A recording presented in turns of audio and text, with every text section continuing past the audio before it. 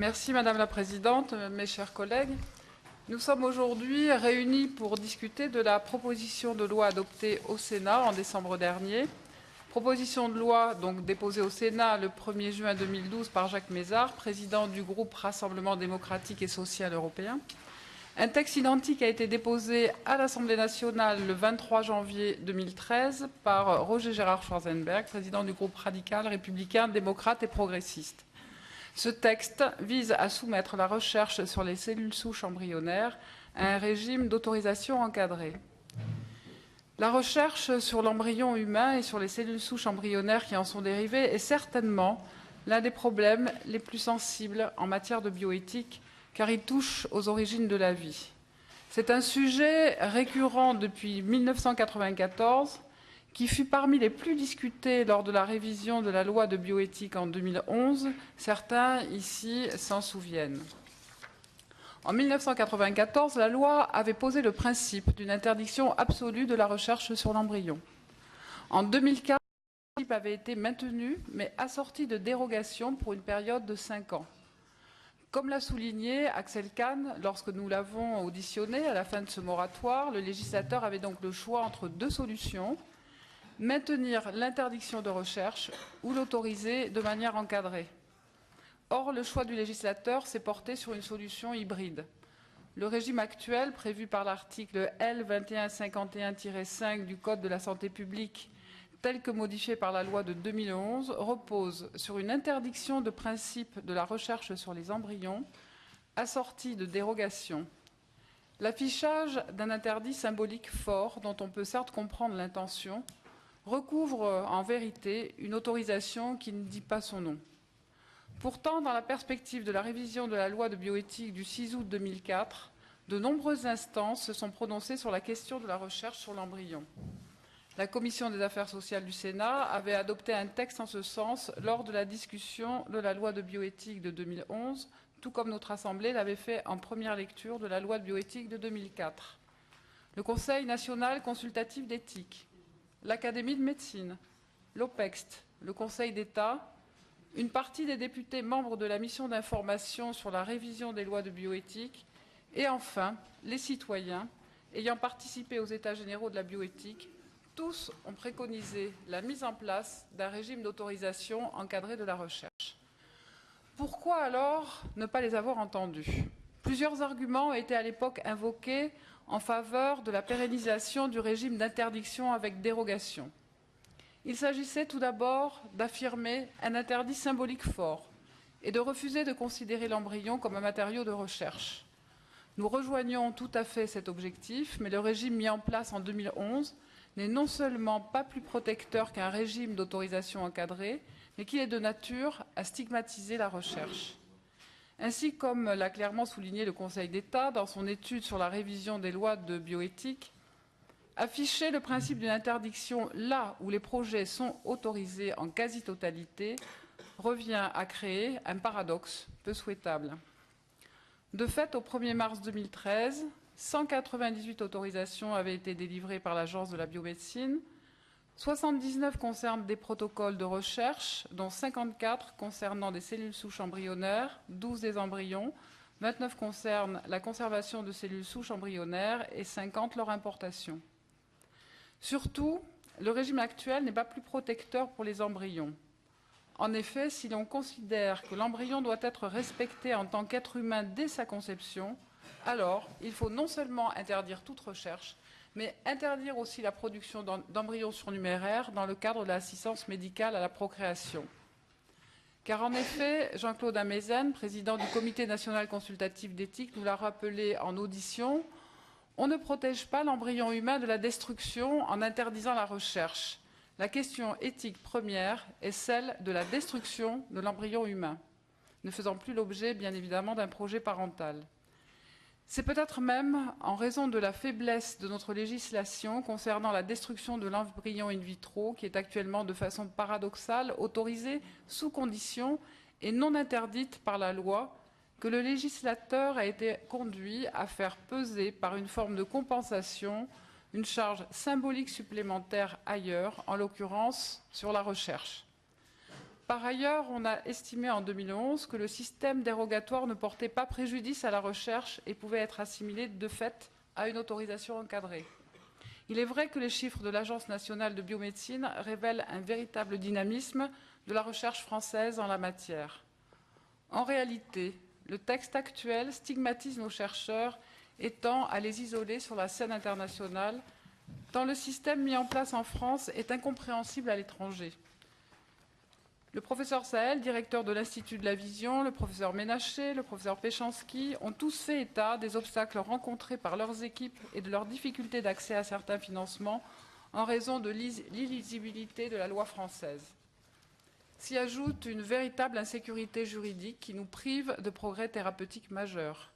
La rédaction actuelle de la loi est source de contentieux qui retardent le lancement de certains projets scientifiques. 11 procédures engagées par la Fondation Jérôme Lejeune sont aujourd'hui en cours contre des décisions d'autorisation de recherche sur l'embryon ou les cellules souches embryonnaires accordées essentiellement à l'INSERM et au CNRS par l'Agence de biomédecine, au motif que celle-ci n'avait pas prouvé l'impossibilité de mener ces recherches au moyen d'autres méthodes. Or, nous savons qu'en matière de recherche fondamentale, une telle preuve ne peut être apportée. Enfin, il a été considéré en 2011 que l'existence de méthodes alternatives de recherche rendait inutile l'autorisation encadrée des recherches sur l'embryon.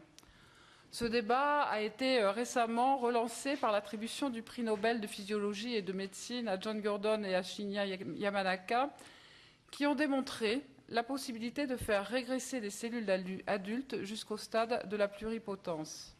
En réalité, même si d'autres techniques sont prometteuses, la recherche sur les cellules souches embryonnaires conserve toute sa pertinence thérapeutique. L'année 2011 a été marquée par les premiers essais cliniques utilisant les dérivés de cellules souches embryonnaires humaines. Ensuite, certaines recherches ne peuvent être menées que sur l'embryon, notamment celles qui portent sur son développement précoce. Enfin, l'efficacité et les effets des autres méthodes, notamment des cellules iPS, ne sont pas encore suffisamment connus et leur utilisation pose, elle aussi, des problèmes éthiques. Il faut envisager la possibilité que des hommes demandent une reprogrammation de leurs cellules, pouvant éventuellement conduire un jour à la reproduction d'un bébé qui aurait l'entièreté de leur génome. Il existe donc un véritable consensus pour dire que les recherches sur les cellules souches adultes et les cellules reprogrammées n'ont pas vocation à se substituer en l'état des connaissances scientifiques à la recherche sur les cellules souches embryonnaires, mais en sont en réalité le complément nécessaire.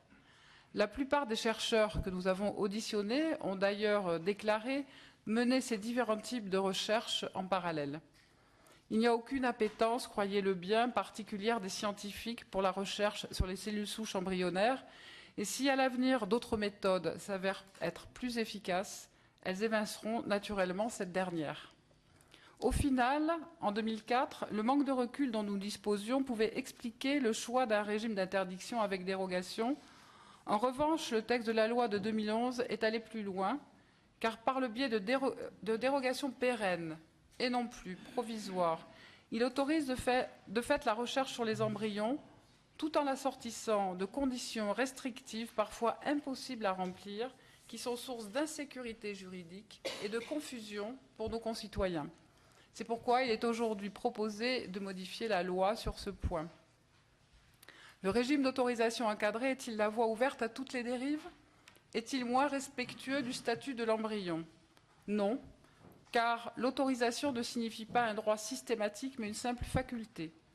La tendance de la plupart des comités éthiques a été de considérer le consentement parental comme nécessaire, mais non suffisant pour la manipulation des embryons créés in vitro. S'y ajoutent des autorisations accordées par des commissions scientifiques et techniques, ce qui donne à ces embryons, sinon plus de droits qu'aux autres, du moins une meilleure protection, en instituant une sorte de tutorat de la collectivité. C'est dans cette logique que s'inscrit cette proposition de loi. La proposition de loi maintient le statut d'exception de la recherche sur l'embryon et les cellules souches embryonnaires et fait droit au respect qui leur est dû. Ainsi, comme à l'heure actuelle, 4 conditions strictes encadreront toute autorisation de recherche. C'est à l'Agence de la biomédecine qu'il reviendra d'autoriser les protocoles de recherche, après vérification du respect de toutes les conditions légales, comme elle l'a fait jusqu'ici avec la plus grande rigueur depuis 2006. Je rappelle ici que l'Agence de biomédecine ne se fonde pas uniquement sur des avis scientifiques pour prendre ses décisions. Son comité d'orientation, qui réunit des scientifiques et des représentants de la société civile, est appelé à se prononcer sur chaque dossier. Les considérations éthiques sont donc présentes pendant l'instruction même du dossier. La première condition demeure inchangée et prévoit que la pertinence scientifique de la recherche doit être établie. Deuxièmement, la recherche fondamentale ou appliquée doit s'inscrire dans une finalité médicale. Nous reprenons ici la formulation qui a été proposée par le rapport d'information de notre Assemblée en vue de la révision de la loi de bioéthique. La troisième condition porte sur le caractère subsidiaire des recherches sur l'embryon. En l'état des connaissances scientifiques, cette recherche ne peut être menée sans recourir à ces embryons ou ces cellules souches embryonnaires.